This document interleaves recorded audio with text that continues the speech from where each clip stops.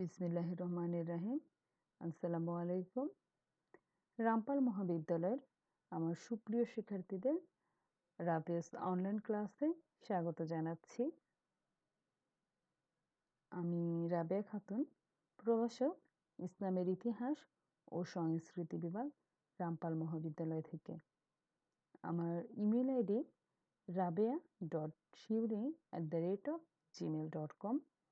আমার YouTube channel রাবেয়াস online class এবং আমার যে ক্লাসগুলো হচ্ছে এই ক্লাসগুলোর আপডেট তোমরা যেখানে পেয়ে থাকো, অর্থাৎ আমাদের যে রামপাল কলেজের পেজ আছে, রামপাল কলেজ মুন্সিগঞ্জ লিখে তোমরা যদি ফেসবুকে সার্চ করো তাহলে আমাদের কলেজের যে পেজ, সেই পেজটা তোমরা পেয়ে যাবে। তো তোমরা আমার যে ক্লাস সম্পর্কে যদি তোমাদের কোনো মন্তব্য থাকে বা কোনো কিছু জানতে চাও বা কোনো সমস্যা সম্পর্কে আমাকে অবগত করতে চাও, তাহলে তোমরা আমাকে ইমেল করতে পারো আমার যে ইমেল আইডি দেওয়া আছে সেটাতে। আর আমার যে ক্লাসগুলো হচ্ছে সেই ক্লাস সম্পর্কে যদি কোনো মন্তব্য বা কোনো অভিমত থাকে তাহলে তোমরা কমেন্ট করে আমাকে তোমাদের সমস্যার কথা জানাতে পারো। ঠিক আছে? আচ্ছা, যাদের জন্য আমার আজকের ক্লাসের আয়োজন, মূলত আজকে আমি তোমাদের ইসলামের ইতিহাস ও সংস্কৃতি বিভাগের, অর্থাৎ ডিগ্রি তৃতীয় বর্ষে ইসলামের ইতিহাস ও সংস্কৃতি বিষয়ে আমি আজকে পড়াবো। আজকে তোমাদের সাথে আলোচনা করব ফিফথ পেপার নিয়ে। তো আর তোমাদের যে দুইটা পেপার, ফিফথ এবং সিক্সথ, আমি পরবর্তী ক্লাসে তোমার যে সিক্সথ পেপার সেটা নিয়ে আলোচনা করব। আজকে আমি ফিফথ পেপার নিয়ে আলোচনা করব তোমাদের সামনে। আমাদের আজকের আলোচনার বিষয় হবে ফরাসি বিপ্লবে তোমার দার্শনিকদের অবদান। এটা তোমার বিভিন্ন সময় প্রশ্ন হয়ে থাকে, আসলে ফরাসি বিপ্লবে দার্শনিকদের কি ভূমিকা ছিল বা দার্শনিকদের ভূমিকা বা দার্শনিকদের অবদান আলোচনা করো। এটা অনেক সময় ছোট প্রশ্ন হয়ে থাকে, আবার বড় প্রশ্ন হয়ে থাকে। তো ছোট প্রশ্ন আসলে দার্শনিকদের নাম মেনশন করা থাকে।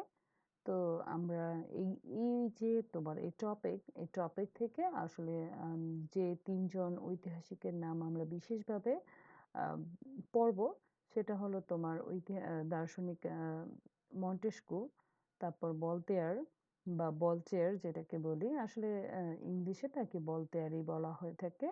তারপর রুশো। রুশোর মতবাদ সম্পর্কে পড়বো এবং অন্যান্য যে দার্শনিক ছিলেন সেই দার্শনিকদের মতবাদ সম্পর্কে আমরা আজকে সংক্ষেপে আলোচনা করব। আসলে অষ্টাদশ শতাব্দী ছিল তোমার জ্ঞান দীপ্তির যুগ, অর্থাৎ এজ অফ এনলাইটমেন্ট। দার্শনিকগণ ছিলেন এই জ্ঞান দীপ্তির প্রধান পুরোহিত। জ্ঞান দীপ্তির ফলে যে যুক্তিবাদের জাগরণ হয়েছিল তার প্রভাবে তোমার মূলত ফরাসি বিপ্লবটা হয়েছিল বলে অনেক ঐতিহাসিকগণ মনে করেন।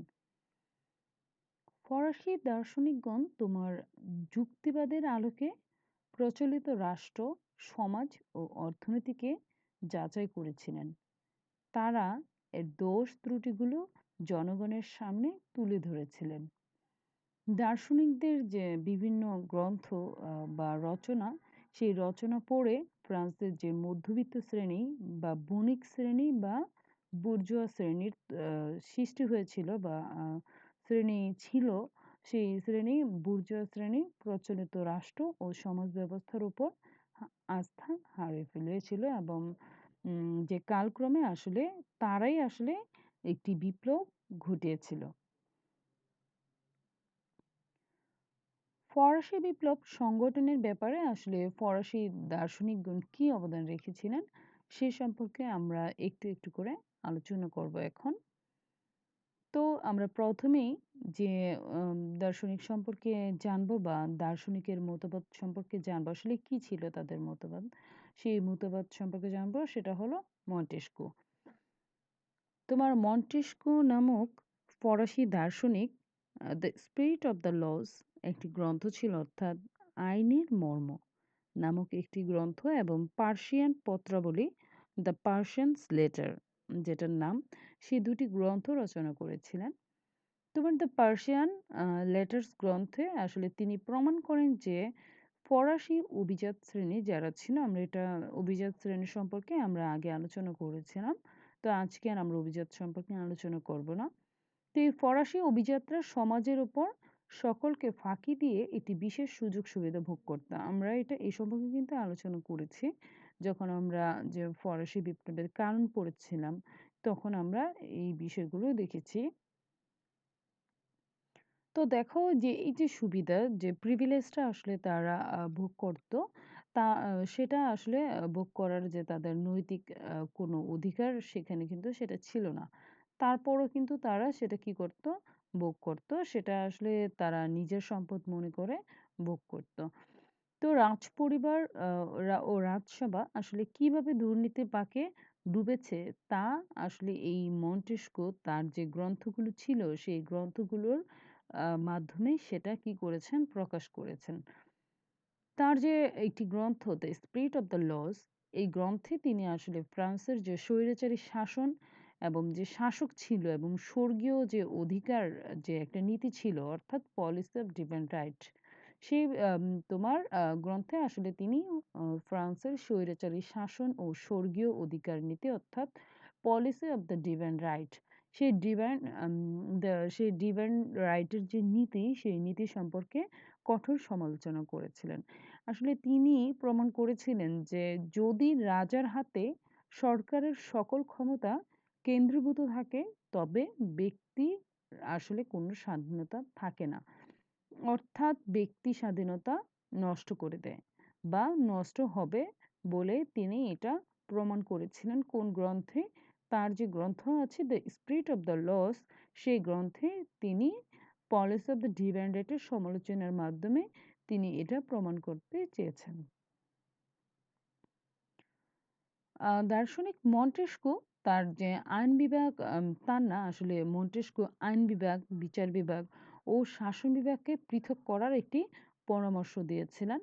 তার যে গ্রন্থ the spirit of the laws, এই গ্রন্থটি এতই জনপ্রিয়তা লাভ করেছিল যে 18 মাসে এর 22টি সংস্করণ বিক্রি হয়েছিল।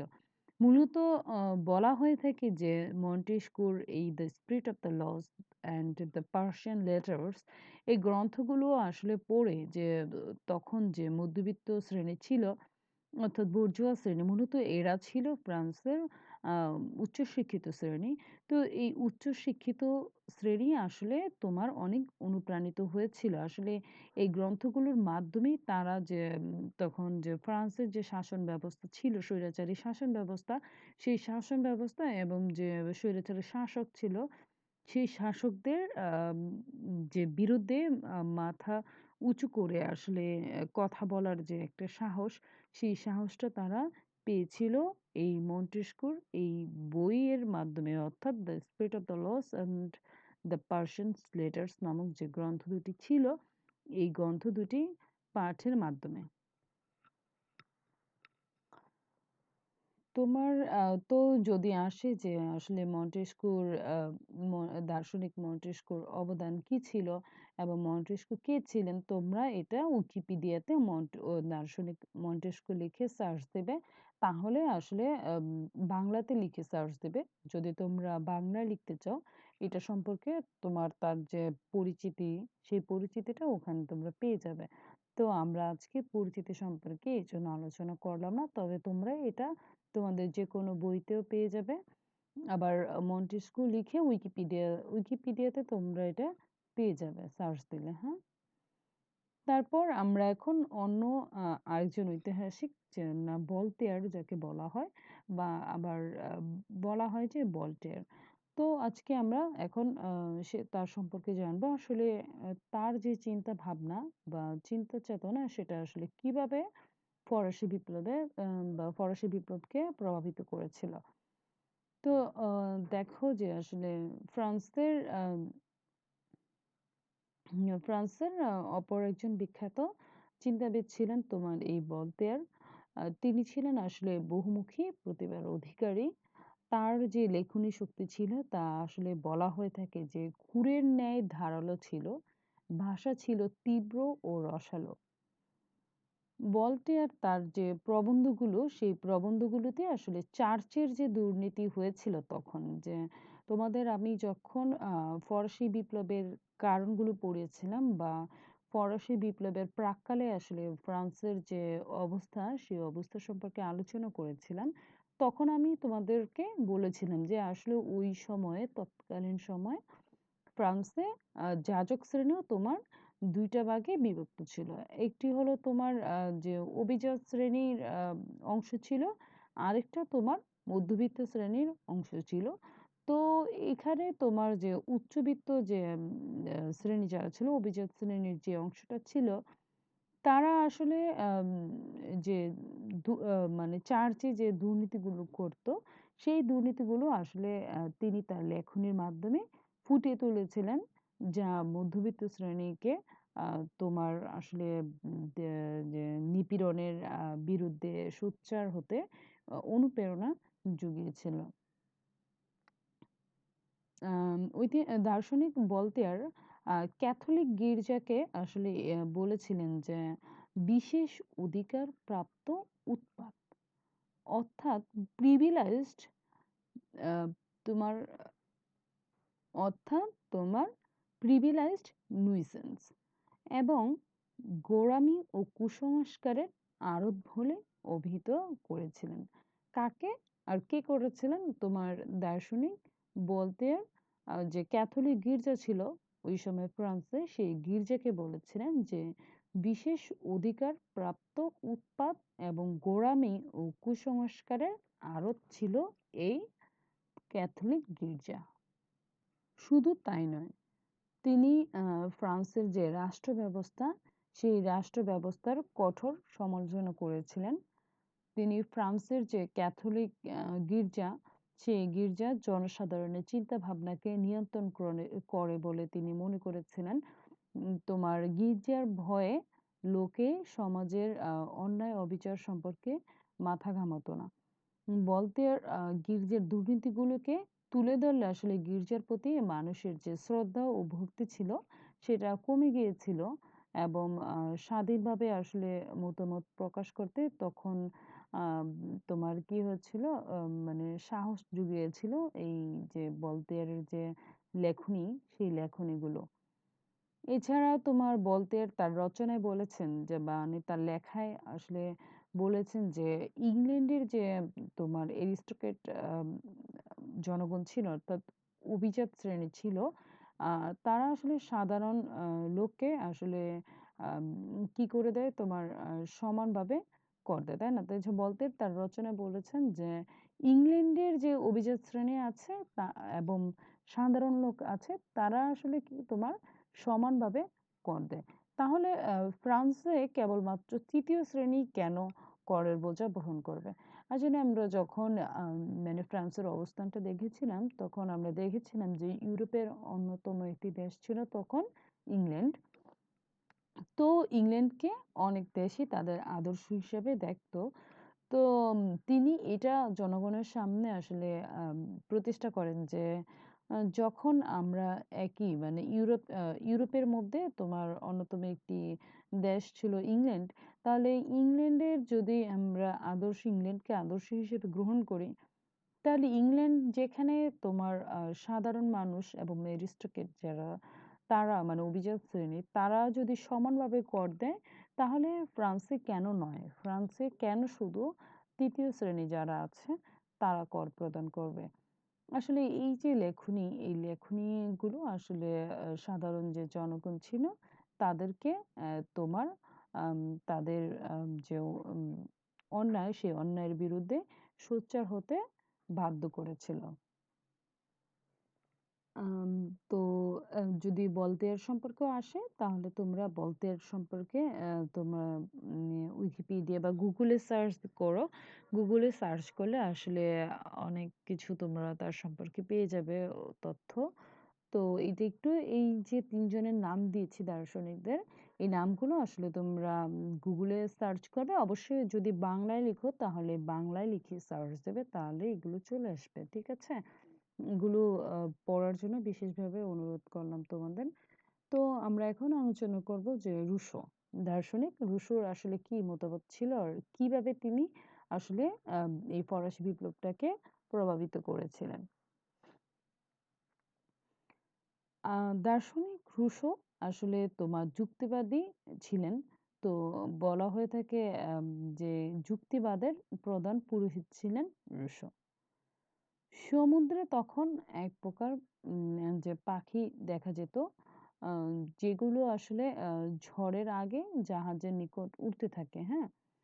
এই পাখিগুলো দেখে নাবিকেরা তোমার ঝড় আসন্ন, ঝড় যে আসতেছে সেটা আসলে তখন তারা বুঝতে পারত।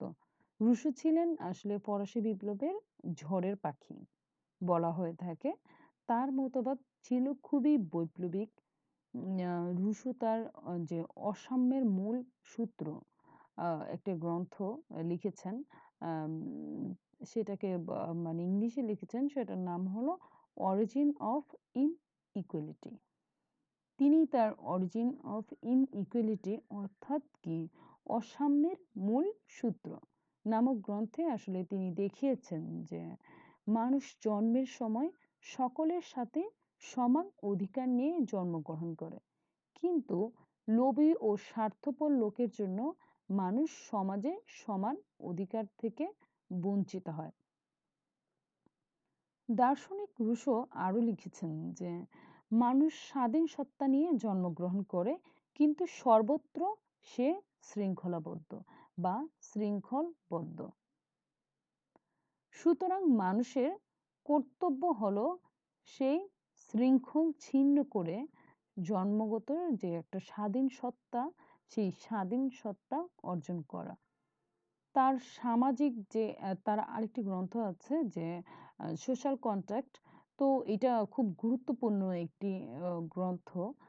এটা কিন্তু তোমাদের অনেক সময় মিড টার্ম পরীক্ষা, সরি যে আম সংক্ষিপ্ত প্রশ্ন বা অতি সংক্ষিপ্ত প্রশ্ন, আ তো তখন সেখানেও তোমার প্রশ্ন হয় যে সোশ্যাল কন্ট্রাক্ট কি? বা সোশ্যাল কন্ট্রাক্ট গ্রন্থটি সম্পর্কে আলোচনা করো এরকম, হ্যাঁ? তো তার এই যে সামাজিক চুক্তি বা সোশ্যাল কন্ট্রাক্ট গ্রন্থটি, তিনি এই গ্রন্থে তার তিনি রাষ্ট্রের উৎপত্তির এক ইতিহাসসম্মত ব্যাখ্যা দিয়েছেন। রুশো এই কথা প্রমাণ করেছেন যে জনসাধারণের যে সেই ইচ্ছা হতেই আসলে রাষ্ট্রের উৎপত্তি হয়েছে। জনসাধারণ সার্বভৌম শক্তির উৎস। কোনো রাজা একে অগ্রাহ্য করতে পারে না। রুশোর মতবাদ এই যে আধুনিক যে গণতন্ত্র, সেই গণতন্ত্রের প্রতিষ্ঠা করেছিল।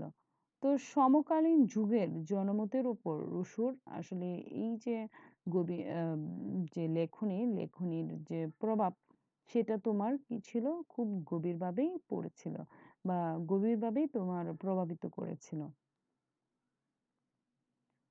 অধিকারহীন যে জনগোষ্ঠী ছিল, সেই জনগোষ্ঠী রুশোর মতবাদের আলোকে সমাজে নিজের মূল্য ও অধিকার নির্ণয় করতে শিখে গিয়েছিল।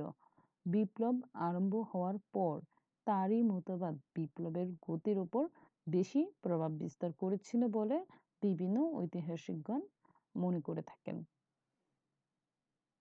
তো এই ৩ জনের তো লেখনী শক্তি প্রভাব ফেলেছিল। তাছাড়া তোমার ডেনিস দিদেরো ও জি অ্যালেনবার্ট প্রমুখ লেখকরা ছিলেন, যারা বিশ্বকোষ সম্পাদনা করেছিলেন। তো এই বিশ্বকোষ সম্পাদনা করে এতে দার্শনিকদের যে মতবাদগুলো তারা সংকলন করেছিলেন।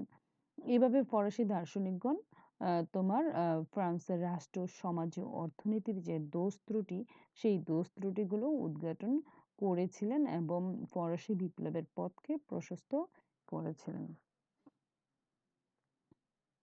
আ তো এই ঐতিহাসিকগণ ছাড়াও তোমরা যে ঐতিহাসিকগণ আসলে আ ফরাসি বিপ্লবে বিশেষ ভূমিকা পালন করেছিল, আ তাদের সম্পর্কে তোমরা ডিটেইলস পড়ে নিবে। আমি শুধু তাদের নামগুলো বলে দিচ্ছি। তোমার এখানে ল্যাফেবর ছিলেন আরেকজন দার্শনিক। তারপর দার্শনিক মাতিয়ে, তারপর স্টিফেনসন, প্রমুখ ঐতিহাসিক, অর্থনৈতিক ও রাজনৈতিক কারণের উপর অধিক গুরুত্ব দিয়েছেন। অপরদিকে আসলে যে চাতুর্বর্ণ্য, ট্রেইন, রুস্তান প্রমুখ ঐতিহাসিক আসলে দার্শনিকদের যে প্রভাব, সেই প্রভাবকে গুরুত্ব দিয়েছেন। তবে এখানে আসলে ফরাসি বিপ্লব যে ঘটেছেন, তো এই ফরাসি বিপ্লব ঘটাবার জন্য যে দার্শনিকদের যে মতবাদ কতটা দায়ী ছিল তা নিয়েও আবার ঐতিহাসিকদের মধ্যে তোমার অনেক মতভেদ রয়েছে। তো এই মতভেদগুলোর মধ্যে আসলে যারা আরকি বলেছেন যে না আসলে আম এই ফরাসি বিপ্লবের পেছনে আসলে অর্থনৈতিক ও রাজনৈতিক কারণটাই বেশি গুরুত্বপূর্ণ ছিলেন। তারা হলেন তোমার লেফেভার, মাতিয়ে ও স্টিফেনসন। অন্যদিকে এই ঐতিহাসিক শ্বেতব্রিয়া, ট্রেইন ও রুস্তান প্রমুখ ঐতিহাসিকগণ আসলে দার্শনিকদের যে প্রভাব ছিল ফরাসি বিপ্লবে সেটাকে বিশেষ গুরুত্ব দিয়েছিলেন। তো তোমরা এটা পড়ে নিবে। আর দার্শনিকগণ আসলে দেখো, আম তোমার এটা স্বীকার করতে হবে যে দার্শনিকগণ আসলে তোমার বিপ্লবটা নিজেরা সৃষ্টি করেনি। আসলে ওই সময় ফ্রান্সের যে পরিবেশ পরিস্থিতি ছিল, আম সেটাই আসলে এই বিপ্লবের জন্য তোমার দায়ী ছিল।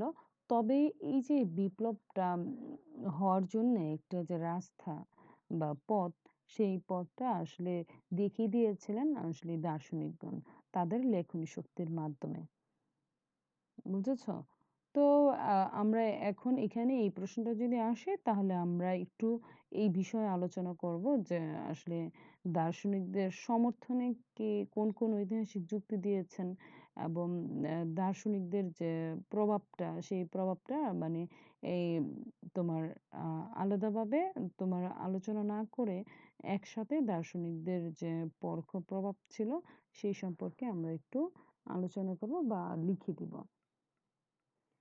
আসলে দেখো, অনেক ঐতিহাসিকগণ মনে করে থাকেন যে ফরাসি বিপ্লবে আসলে দার্শনিকদের ভূমিকা তেমন প্রভাব বিস্তার করেনি।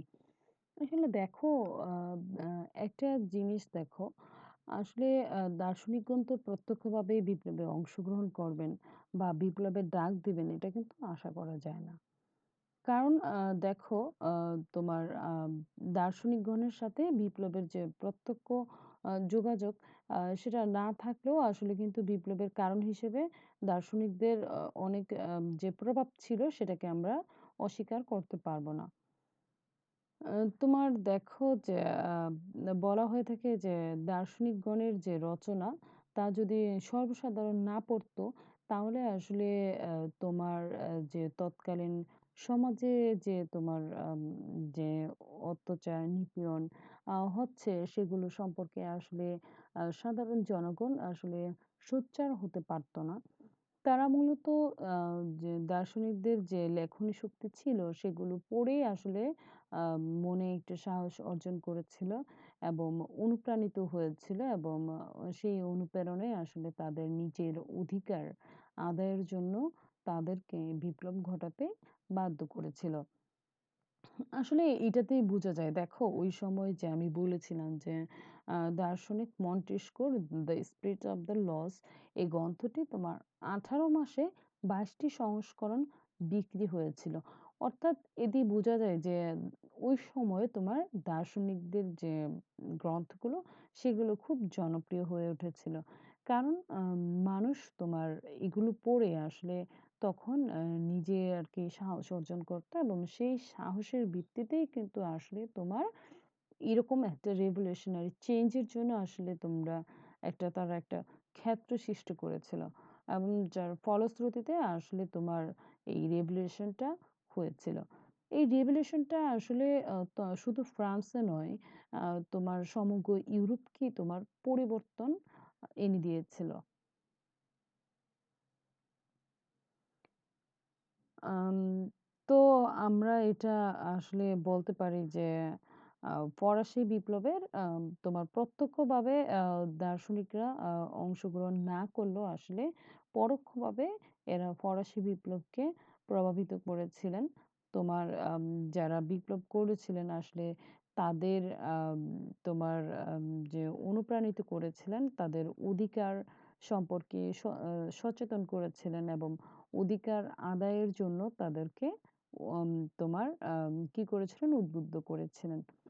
সর্বোপরি আসলে তোমার যে ওই সময় আসলে একটা বিপ্লবের জন্য একটা ক্ষেত্র আ তখন তৈরি হয়েছিল। আম এই ফরাসি বিপ্লবের জন্য আসলে আম দার্শনিকদের যে প্রভাবই ছিল সেটা কিন্তু আ তোমার প অ্যা প্রত্যক্ষ কারণ হিসেবে আমরা দেখাতে পারব না। কারণ আসলে তখন প্রথমত তোমার ফরাসি বিপ্লবের জন্য একটি ক্ষেত্র তখন তৈরি হয়েছিল।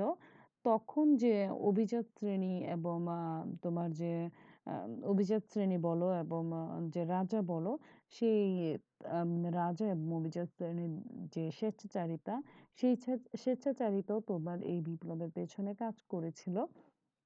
অর্থাৎ আমরা বলতে পারি যে ফরাসি বিপ্লব সংগঠনের পেছনে আসলে তোমার রাজনৈতিক কারণ, অর্থনৈতিক কারণ, সামাজিক যে কারণগুলো ছিল সেই সামাজিক কারণ সহ কারণগুলো আসলে এই যে এই সকল কারণ, এই কারণগুলো আসলে ফরাসি বিপ্লবের জন্য দায়ী ছিল।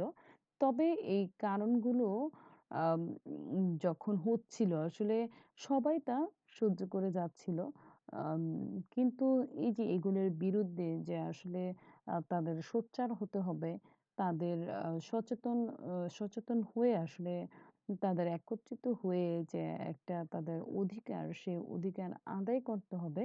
এই আদায় করতে হবে, এটার জন্য আসলে তাদেরকে প্রস্তুত করেছিলেন এইরকম চিন্তাভাবনার যে একটা চিন্তাভাবনা যে আসলে এরকম যে একটা চিন্তা ভাবনার তাদের মাঝে জন্ম হয়েছিল সেটার জন্য আসলে তোমার এই যে দার্শনিকদের যে লেখনী শক্তি সেটা তোমার আহ, প্রভাব বিস্তার করেছিল, এটা অস্বীকারের কোনো সুযোগ নেই।